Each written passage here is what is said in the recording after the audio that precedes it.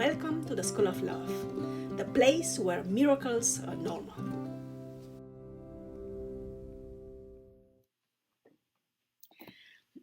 Hello and welcome to the School of Love, the place where we learn about strategies and tactics to live life to its fullest. My name is Maria and I'm doing my best to guide you in building up a life of contentment, joy and fulfillment while applying lessons learned in school to overcome the difficulties, challenges and insecurities of the real world. From the very beginning, I must emphasize the fact that this channel is not part of my educational and research activities at Hiroshima University. It is nonetheless part of my privilege, joy, and sense of duty to propagate and implement knowledge, information, as well as motivation and inspiration outside the limited framework of academic endeavors. Together, we can build up a better tomorrow for as many of us as possible. If you are new to the channel, at this moment, I would like to ask you to invite you to please consider subscribing, sharing, liking, commenting. Thank you very, very much. This helps us not only with that mysterious algorithm which seems to dominate the YouTube galaxy, but also with contributing to the expansion of the community of humans doing their best to impact positively the world and those around them by discovering their authentic selves and by living life wholeheartedly. Thanks again. With that being said, let's dive into today's topic, which is Miyazaki Hayao.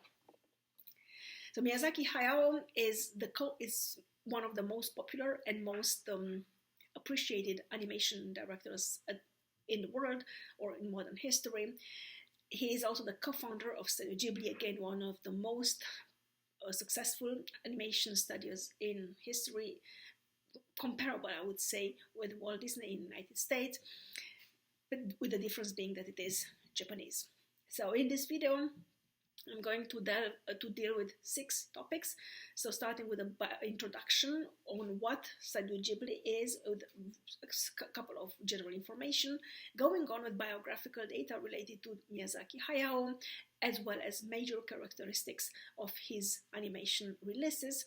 And then I will delve into the depth of his animation works, starting with the 2 pre-Ghibli Studio works, Lupin III, The Castle of Cagliostro, and Nausicaa from the Valley of the Winds, and then with his Studio Ghibli animation work, which are very numerous.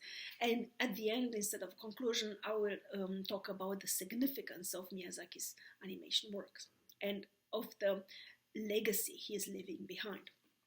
So, Studio Ghibli is a Japanese animation studio, and I would say a very clear representative of the hybridity of the famous or infamous hybridity which correlates in our minds with Japanese modernity. So Studio Ghibli is concretization of this slogan, of this ideal of Wakonyosei, which translates as Japanese roots, Japanese spirit, Japanese identity, juxtaposed or integrated or concatenated with Western technology of or knowledge, so the practical dimensions which make ideas manifest into reality. So, and the Studio Ghibli was founded in June 1985 in Higashi Kogane. This is an area in Tokyo, and the 4 founders of Studio Ghibli were Takahata Isao, Miyazaki Hayao, Suzuki Toshio, and Tokumo Yasuyoshi. So Takahata Isao is actually usually credited with co-founding Studio Ghibli, and is Miyazaki Hayao's senior friend and colleague. Apart from Studio Ghibli, so the institution which releases animation works, there is a Ghibli Museum, or Ghibli Bijutsukan, which was founded in 2001, is located in Mitaka, another area of Tokyo, and was planned, conceptualized, and then created by Miyazaki Goro, who also served as its first director. The third element is in this what we call Ghibli universe or Ghibli corporative universe is Satsuki and Mei's house on Expo 2005 sites in prefecture Aichi in the city or larger village of Nagakute. Again, conceptualized and created by Miyazaki Goro, which became, not Miyazaki Goro, so Satsuki and Mei's house, became the central part of the Ghibli Park, which was opened at the beginning of November 2022. The same place. If you have the opportunity to visit Ghibli Museum in Mitaka or the Ghibli Park in Aichi Prefecture, I invite you to do so. Not really sure if this sounds as commercial. Well, I have seen at Satsuki and Mei's house, I've seen over 20-30 times. It was very inspiring. I'm not so sure now related or connected to Ghibli Park if it keeps the fascination, the magic which were initially embodied in that place. So that if you have the opportunity, please do so. When we talk about Studio Ghibli in terms of human resources or human resource management, there are four persons, the so-called the Ghibli Quartet, which come to mind. The first is, of course, Takahata Isao and Miyazaki Hayao, the directors and the ones who actually carry or have been carrying the weight of Studio Ghibli as an animation institution. Then Suzuki Toshio, who is the producer, and Hisaishi Joe, who is the composer, the youngest among them. So Hisaishi Joe is a pen name, an artist name. The real name is Fujisawa Mamoru. I would come to this quartet. I would also count Miyazaki Goro, the eldest son of Miyazaki Hayao, with whom he has a kind of complicated relationship. Well, it happens if you are born in with such a famous father, but whom nevertheless I would count one of the greatest names in Japanese contemporary animation, and more particularly in Japanese animation since the end of the Cold War, so-called post-Cold War Japanese animation. I will have another video on Miyazaki Goro and his two animation works released so far. What's important is that to remember is that he managed somehow to transcend his paternal lineage and to become a voice of his own within the very highly competitive and highly corporative and highly complex environment of Japanese mass media. Moving on to Miyazaki Hayao and who he is. He is an animator, director, producer, screenwriter, author, and manga artist. So you see a very complex personality, and nevertheless, who has led a very busy life. Nevertheless, he also had the time to co-found Studio Ghibli, and he has attained international acclaim as a masterful storyteller and creator of Japanese animated feature films. Miyazaki is widely regarded as one of the most accomplished filmmakers in the global history of animation. I have mentioned this previously. Miyazaki Hayao was born on January 5th, 1941, in the town of Akebono-cho in Bunkyo, Tokyo, as the second of four sons. His father, Kazuji Miyazaki, was born in 1915, was the director of Miyazaki Airplanes, his brother's company, which manufactured rudders for fighter planes during the Second World War. The business allowed the family to remain affluent during Miyazaki's early life. This is important to take into account because the 40s were very tough years, 40s and 50s, very tough decades for Japan, firstly due to the war, and secondly due to the end of the war, which had imposed immense sacrifices on the side of the population. It's important to remember, it's important to know that Miyazaki Hayao belonged to the privileged class of the society, and which allowed him later on to become one of the representative figures of Japan. This throws, I would say, a different light on his animation works. Later on, Miyazaki attended Gakusho University, which is again a university attended by several of the members of the imperial family in Japan, and also is known as a university attended by children from wealthy families. He attended and graduated the Department of Political Economy, majoring in Japanese industrial theory. A fragment of influences of this major we can see in several of his animation works, starting with Laputa, where there is a subliminal but persistent critique of capitalism and of this rush for gold, rush for technological development. So, right after graduating from university in 1963, Miyazaki was employed at Toei Animation, one of the biggest, largest animation studios in Japan. This was the last year in which the company hired regularly. Miyazaki worked as an in-between artist, so the one drawing the in-between frames within the animation production process on the theatrical feature animation Doggy March and the television animation series Wolf Boy Ken, which were both aired in 1963. He also worked on Gulliver's Travels, Beyond the Moon from 1964. Furthermore, he was a leader in a labor dispute soon after his arrival, his hiring, and became chief secretary at Toei Animation's labor union in 1964. So you see, he was kind of busy also politically. Miyazaki later on worked as chief animator, concept artist, and scene designer on Takahata Isao's first animation work titled The Prince of Sun, Horus Great Adventure from 1968, which, by the way, was a huge flop at the box office. Nevertheless, throughout the years, throughout the decades, since its release in 1968, it has become something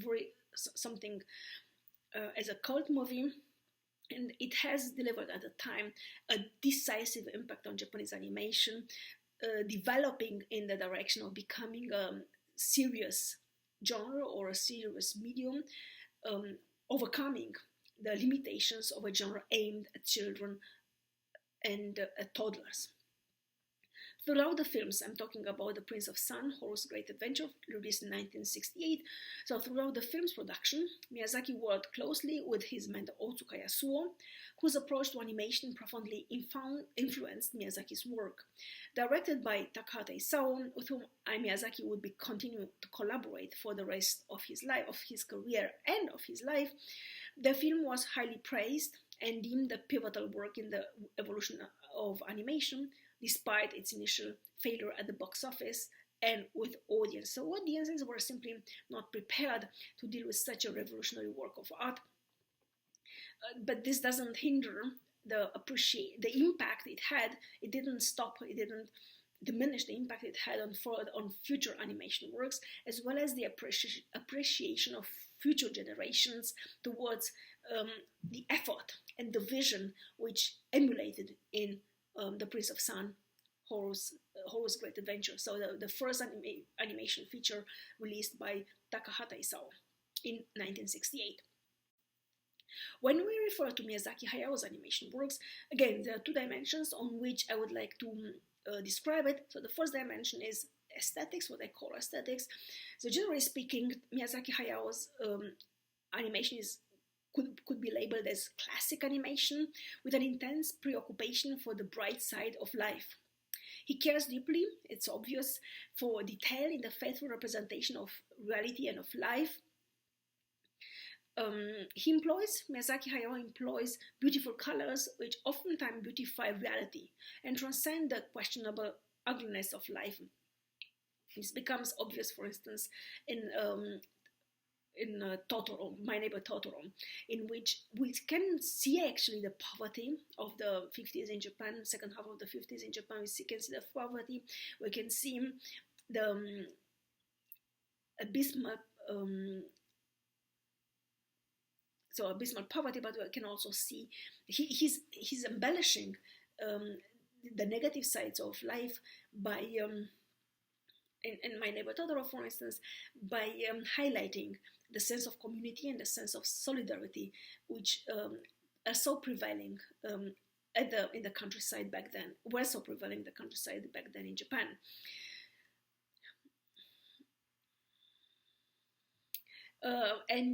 So from the very beginning of his career, Miyazaki Hayao was like most young animators who start their animation career as in-betweeners, and he put a lot of effort and soulful passion in the design and details of his of his frames, so-called econtes. So much so that one can really feel how the joy of life emerges in the pictures he has created for his movies. Furthermore, the cuteness and typical features of what might label as Japanese animation are found in his animation works in the first step as a continuation of Tezuka Osamu's aesthetics, but they are never gratuitous elements employed as fan service for audiences. And because for his entire life, um, Miyazaki Hayao has highlighted the fact that otaku audiences are not an option as target consumers for Studio Ghibli films. So otaku refers to this kind of nerds. I think that will be the translation of it. Nerds who are very much focused on specific areas of their lives. In this case, on animation, but he was very Miyazaki Hayao, like Takahata Isao as well. They were very careful to highlight the fact that their target audiences are not otaku. They don't really have a target audience. They just wanted to create beautiful movies for those who would like to enjoy beautiful movies. However, towards the end of his career, he threatened to retire several times. So in the second half of in the 2000s, one can observe an entropic danger in House Moving Castle, as the aesthetic dimension of the movie surpasses the importance of the content or of the message. And another thing which is very striking about Miyazaki Hayao is that the animation style, hardly changes throughout the historical progression of the movie. Now, moving on to ideology, what makes Miyazaki Hayao's animation movie stand out among other animation releases throughout the decades is that in the first step we deal with the superficial ecology, which turns, starting with Princess Mononoke from 1997, into deep ecology.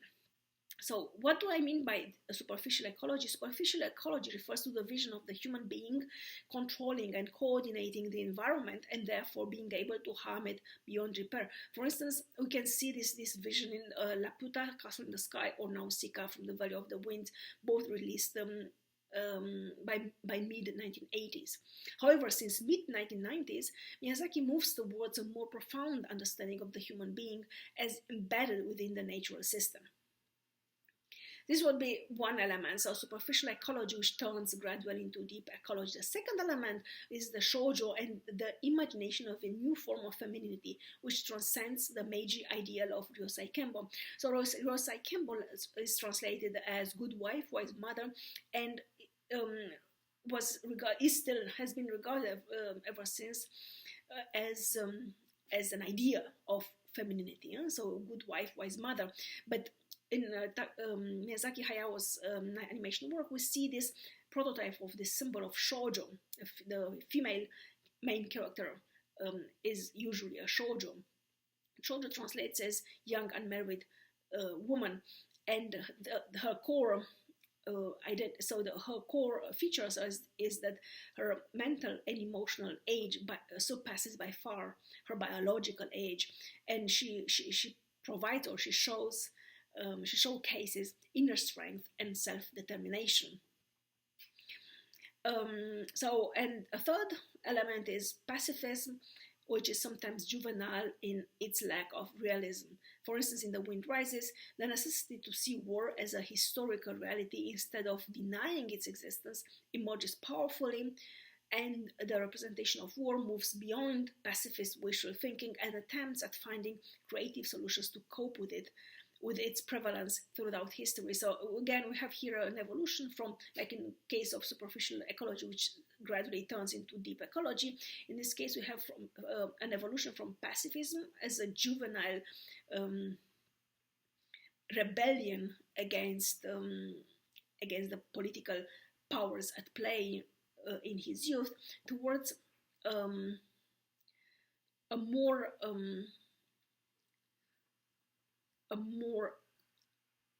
towards transcending this sort of pacifist wishful thinking and attempting at finding creative solutions to cope with war rather than denying its existence, or trying to stop it altogether. So moving on to the works now. The first work is in the 70s. So in 1972, the movie Panda Little Panda, in Japanese Panda Ko Panda, was released, and this marked the emergence of the so-called Takahata Miyazaki duo, or combination, Takahata Miyazaki combination.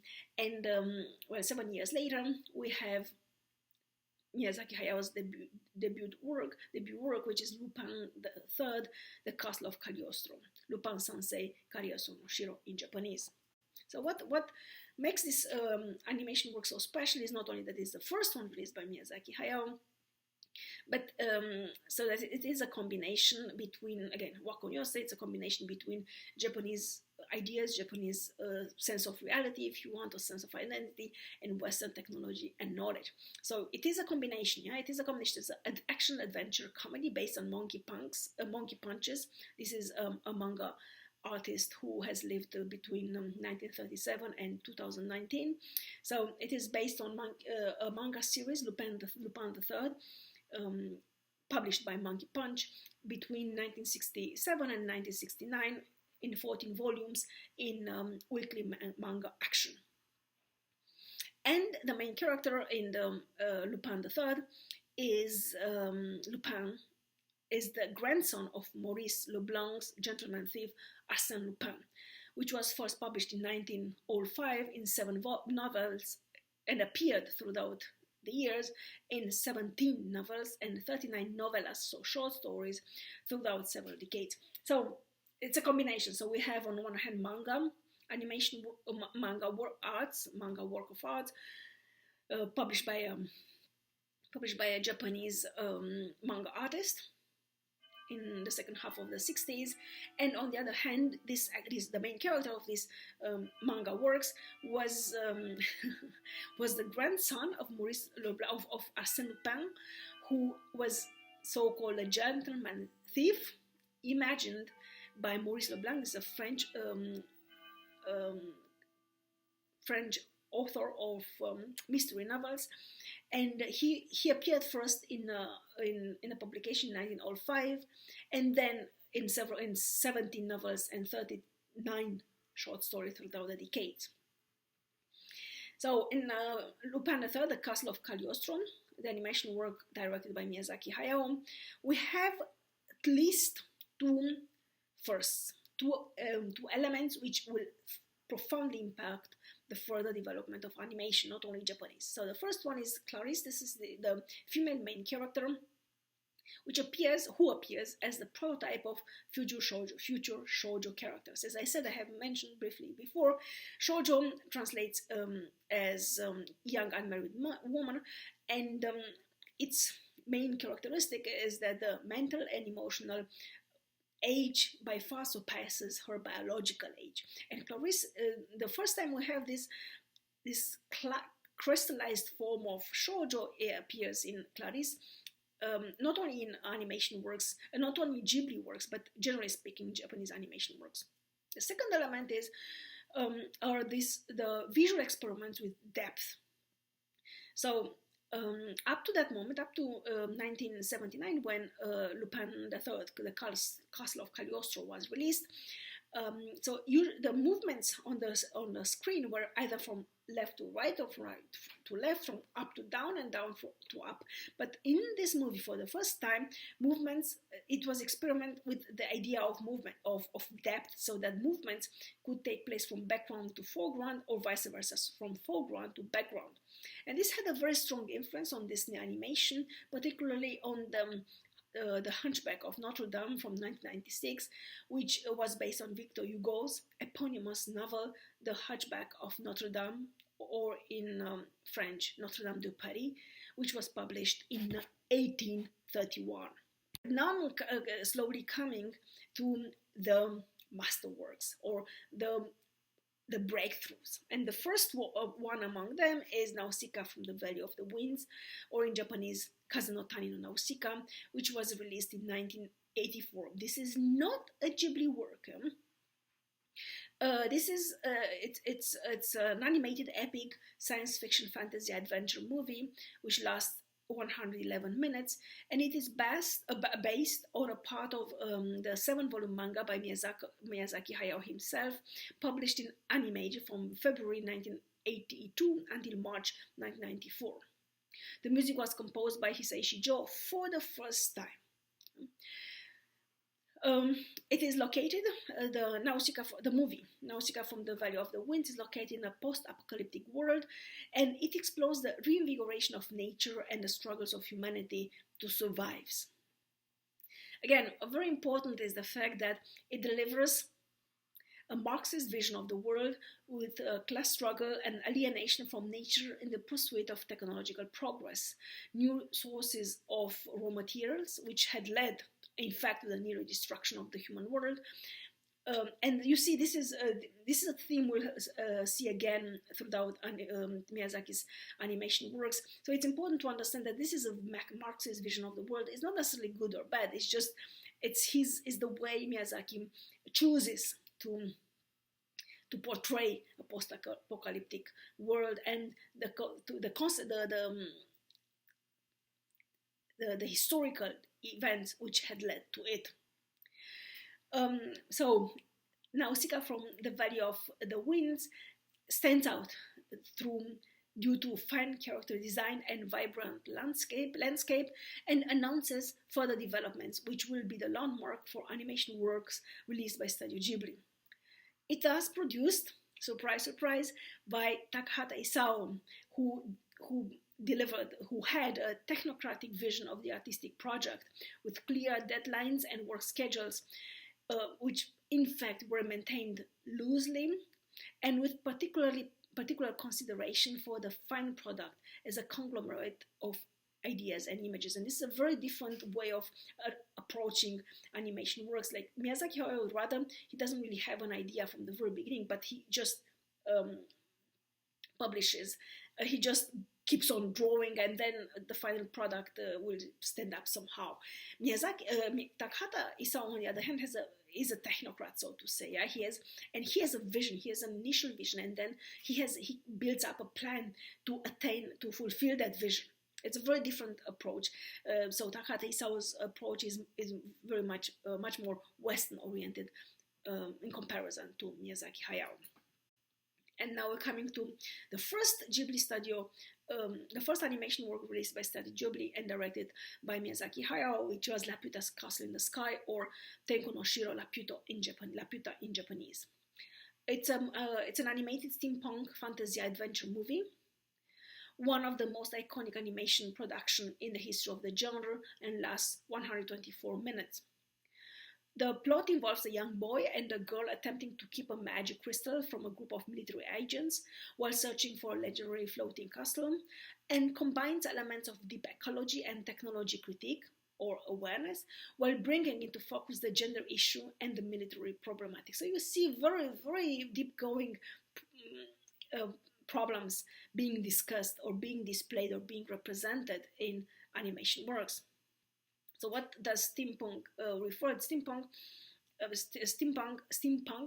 to which Laputa Castle in the Sky belongs, includes allusions to the Industrial Revolution, historically originated in Great Britain by mid-18th century, with many of the technological innovations being of British origin, and refers to the transition to new manufacturing process in Europe and the United States in the period starting from about 1760 to sometime between 1820 and 1840.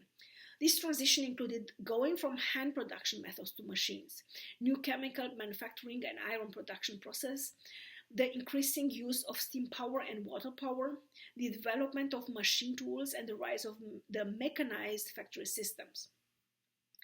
And all these elements are very suitable for Miyazaki's critical view of modernity, which then he adds an additional layer of Marxism.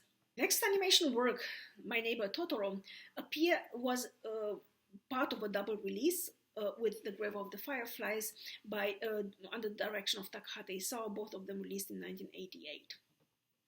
And they are very contradictory works, displaying very different worlds in their ideological outfit. Let me zoom out a little bit now and explain that when we talk about Ghibli, the Studio Ghibli animation works, we have generally we have 8 animation works which happen to be their masterworks. Yeah? The ones which define Studio Ghibli as Studio Ghibli, and they can be subsumed to 2 greater categories. The first category is family and community. The second category is life and nature. The first category we have, and each of them, so 8 movies divided by 2 each of these categories has an equal number of animation works released by Takahata Isao and by Miyazaki Hayao. And they are more or less released at the same time. So when My Neighbor Totoro and The Grave of the Fireflies, they were both released in 1988, as I said, as a double release, and they belong to as first to the category of family and community. And 10 respectively and 11 respectively 13 years later, we'll have another 2 animation works, this time not a double release, but both of them quite closely in terms of temporality. So Hoho Kekyo, My Neighbors the Yamadas, released in 1999 by Takahata Isao, and Spirit Away, or the literal translation would be Sen and Chihiro's Sudden Disappearance from 2001, which also won the Oscar Awards for Best Animated Feature. And then in the second category we have Life and Nature, which so titled Life and Nature, we have again 4 iconic animation works. The first one being Pompoko, the Tanuki Heisei War from 1994 by Takahata Isao, and Princess Mononoke, one of the most iconic animation works of all times from 1997, and directed by Miyazaki Hayao. And so the last 2 animation works released both by Miyazaki and by Takahata, The Wind Rises from 2013 and The Tale of Princess Kaguya also from 2013. These 2, I have separate videos on both of them because they're absolutely worth being described and analyzed and observed in their individuality. They're absolute masterworks. Moving on to My Neighbor Totoro and what makes it so special. So My Neighbor Totoro creates an escape space by means of nostalgic reproduction of nature as main catalyst. So nostalgia is actually the most important emotion this conveyed by My Neighbor Totoro, and it's not so much a nature emotion as it is an imagined emotion. Nature is a space in My Neighbor Totoro. Nature is a space of encounters and initiation trips, as experienced by Satsuki and Mei. And the family house, again, an iconic symbol of My Neighbor Totoro, is a gate between universes: the human and the animal or vegetal world, reality and dream, possible and probable, as well as necessity and desire. So why exactly is My Neighbor Totoro so infused with nostalgia as an imagined emotion? First of all, so it takes place in the second half of the 1950s, so-called Showa 30s, 1955 until 1965, which were in hindsight the climax of nostalgia in Japan. To start with, in 1952, the effective end of the American occupation happened. So the American occupation, which had started at the end of the Second World War in 1945, was a very humiliating experience for Japan, for Japanese people. And when it ended, it really meant liberation. And so the second half of the 50s, 1955 until 1965, were the period of time in which Japan seemed to survive and to thrive, because then in 1964 until 1974 we have the so-called the golden decade, when Japan turned into an economic superpower, which is not good or bad, it's just a fact. This started with 1964 with the Tokyo Olympics, the first Olympics to take place outside of the Western world, and then 1970s Osaka World Exhibition, again the first world exhibition to take place outside of the Western world. In 1974, the world premiere of The Rose of Versailles, one of the most iconic Takarazuka Revue performance in post-war era, and probably in its entire history. Nevertheless, at the same time, we have negative events such as the Korean War in the area, so from 1950 until 1953, and the Minamata disease, which was officially recognized in September 26, 1968, but which had already started, or signs of it, which had already started in 1956.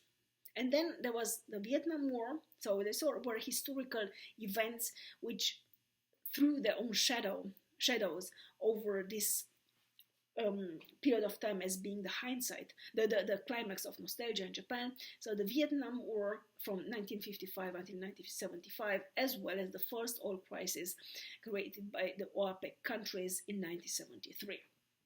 So for many of us, so My Neighbor Totoro is a symbol of nostalgia, it's a symbol of purity and innocence of childhood, which is very important to understand that it is an imagined emotion. It is not a real, organic, natural emotion. It is an imagined emotion. Many times we feel nostalgia for things which never happened in our life, or when they happened, they were actually quite negative experiences.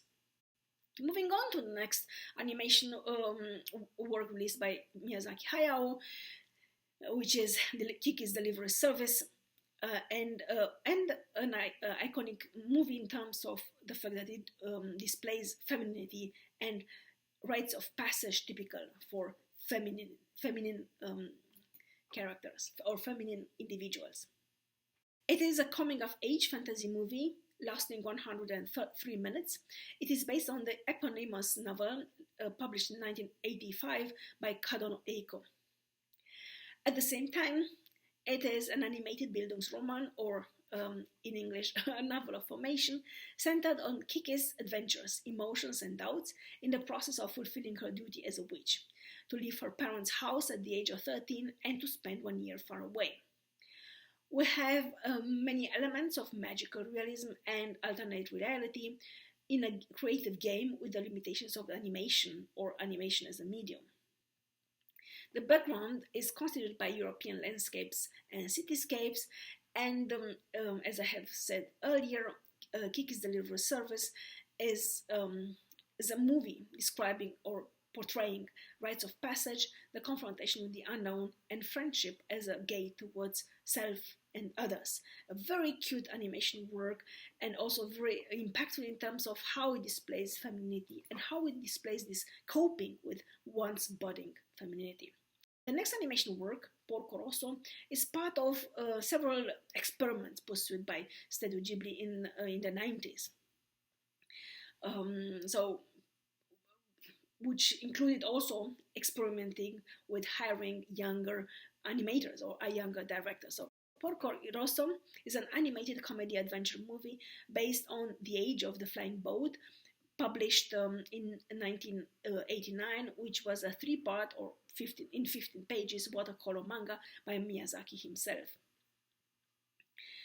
It is one of the few animation movies directed by Miyazaki which is clearly located historically and geographically, and precisely in the 1920s, and the story is set in the Adriatic Sea east coast between Dalmatian and Kjarner Islands, a fictionalized city of Fiume after its annexation to fascist Italy and northern Italy.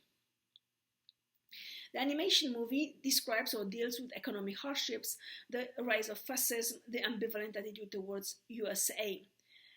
On the one hand, it implies historical realism, and on the other hand, it refers or it promotes political engagement.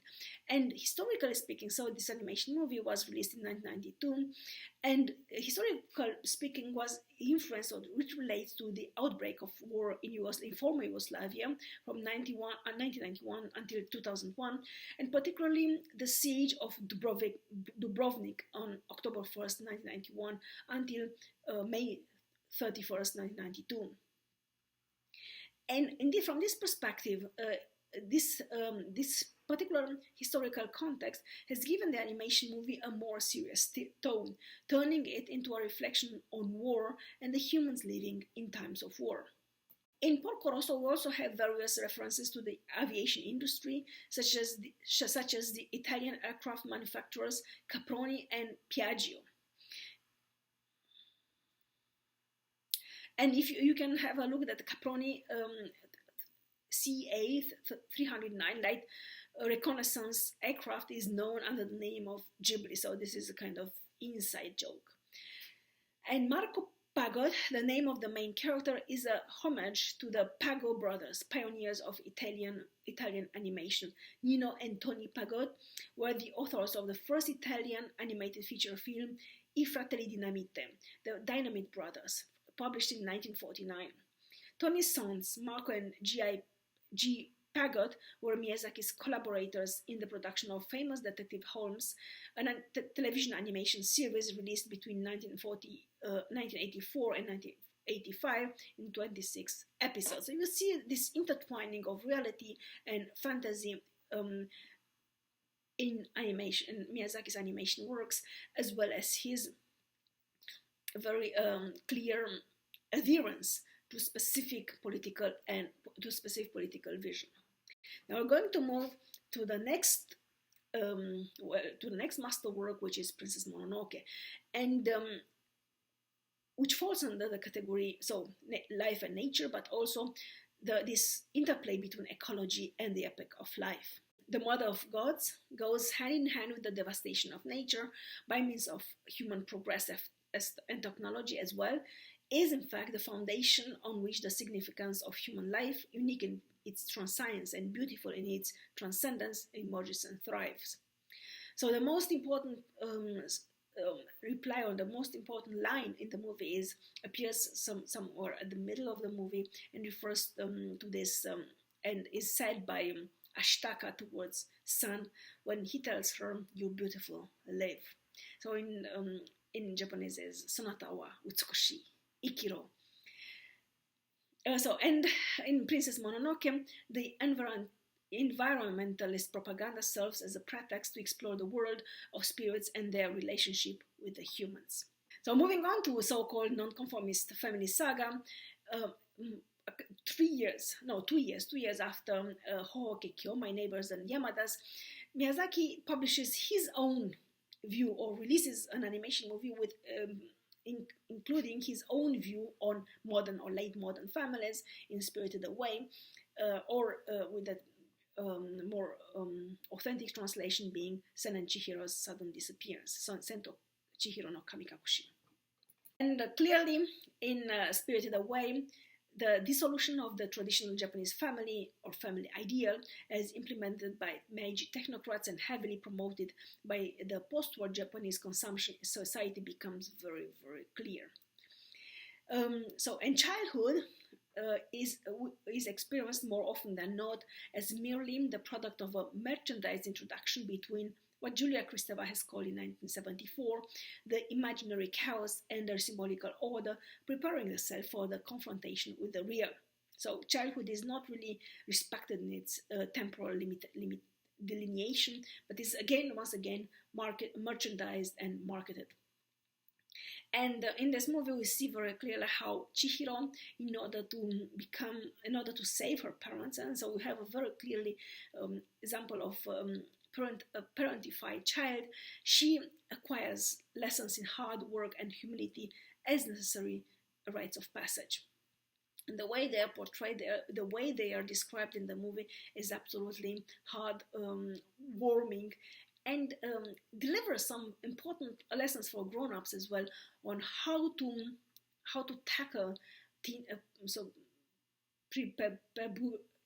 teenage children and their tantrums or their attempts at dealing with the world. So next animation movie, Howl's Moving Castle from 2004, shows Miyazaki Hayao again in a period of time of experimentation in which he employs his son Miyazaki Goro releases his first animation movie, Tales from the Earthy, in 2006.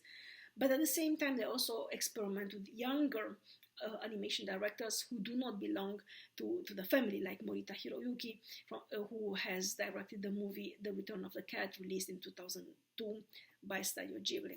So Howl's Moving Castle is loosely based on the 1986 eponymous novel by British author Diana Wynne-Jones, and is probably the most aesthetically enticing animation movie ever released by Studio Ghibli, or generally speaking, in Japanese animation. It has a beautiful, it displays beautiful character design, fluidity of landscapes, and an infinite care for interior architectures.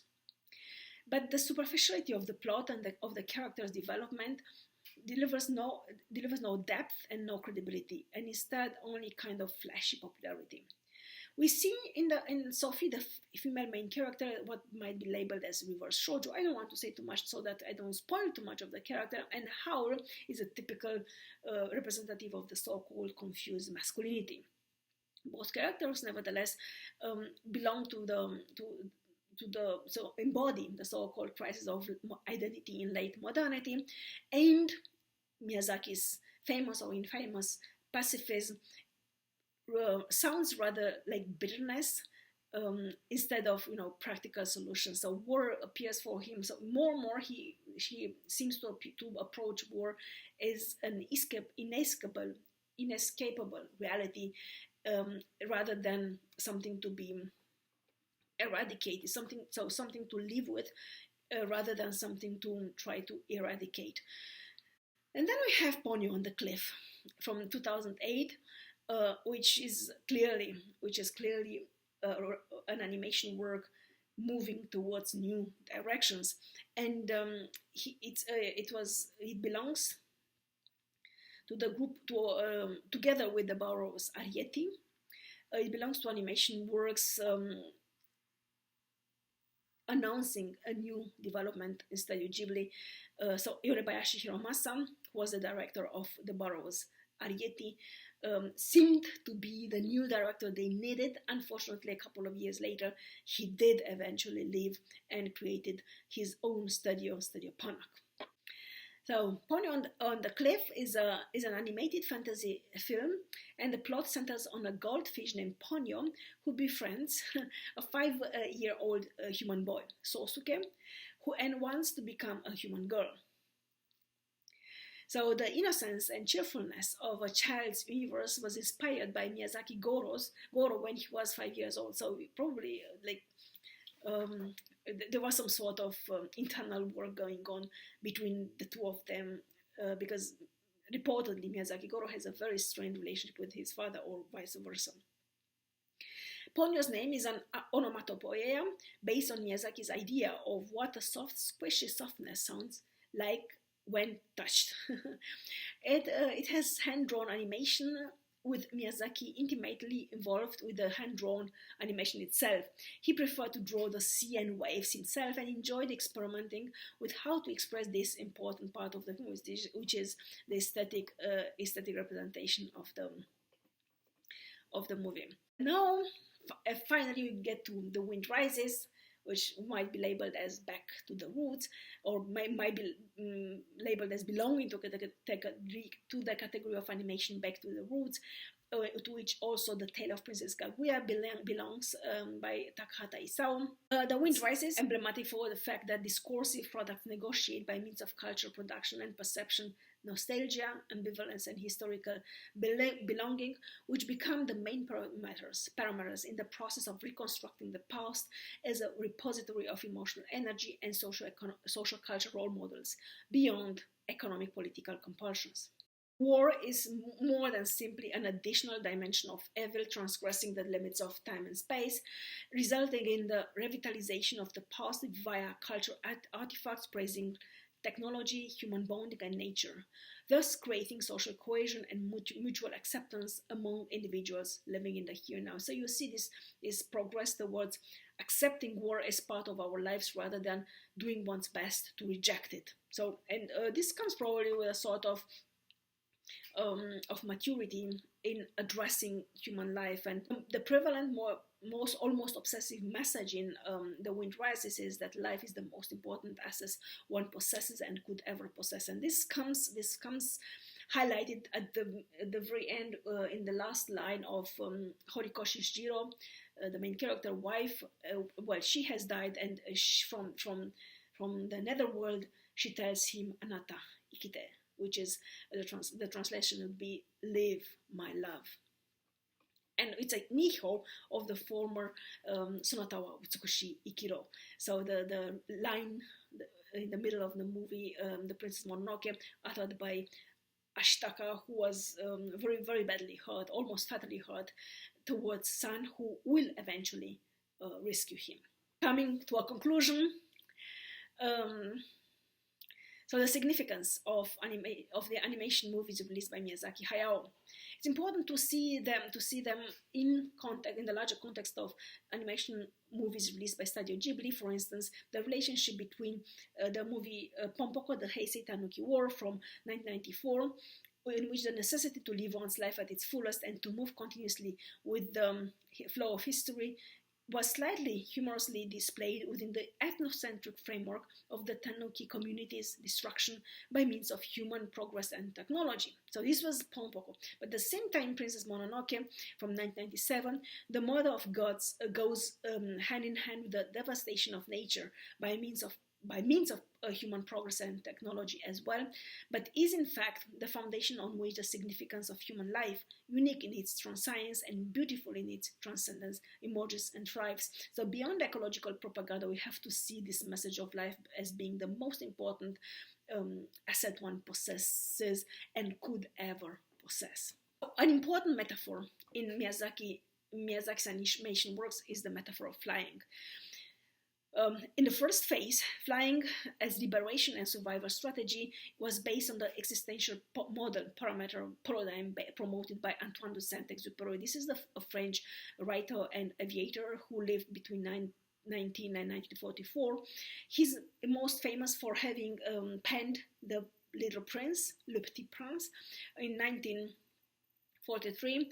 He was a pioneering aviator and French aristocrat, a writer and poet, and in the way he sees flying, the metaphor of flying refers to the cathartic experience of flying in times of historical upheavals, as in the way he described in his more or less autobiographical writings like Wind, Sand, the Stars from 1939 and Night Flight from 1931. So in Nausicaa from the Valley of the Winds, the heroine negotiates the post-apocalyptic jungle by a glider, so she's flying. This is the symbol of liberation and survival strategy. And the same metaphor we find in Laputa, the Castle in the Sky, My Neighbor Totoro, Kiki's Delivery Service, Spirited Away, and Howl's Moving Castle.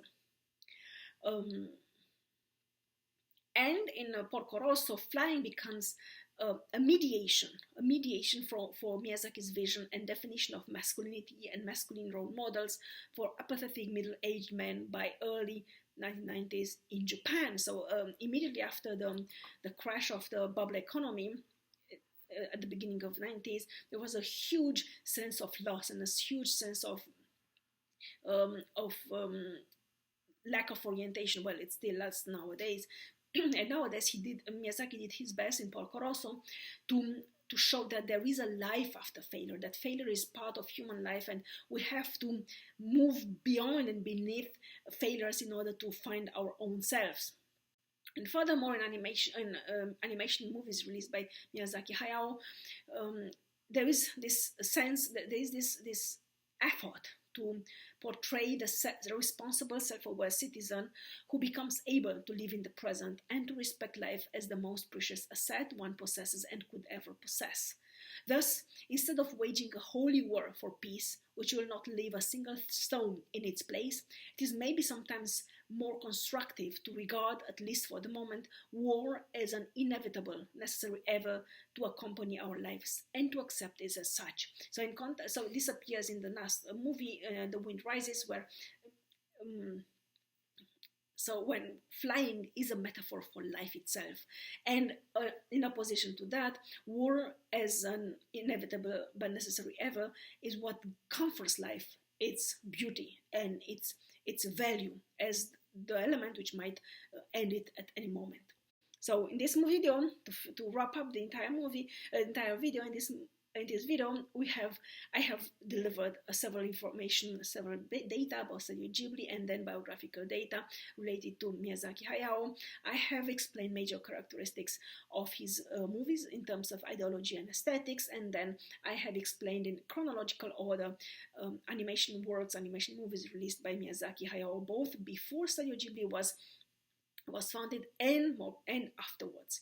As in terms of significance, Miyazaki Hayao has strived for decades to mediate a sense of liberation via the metaphor of flying and a sense of individuality of the human being who can change, who can have an impact on those around them, both by means of his or one's own contribution and by means of allowing oneself to be embedded within a specific community and then contributing to that community to the best of one's ability.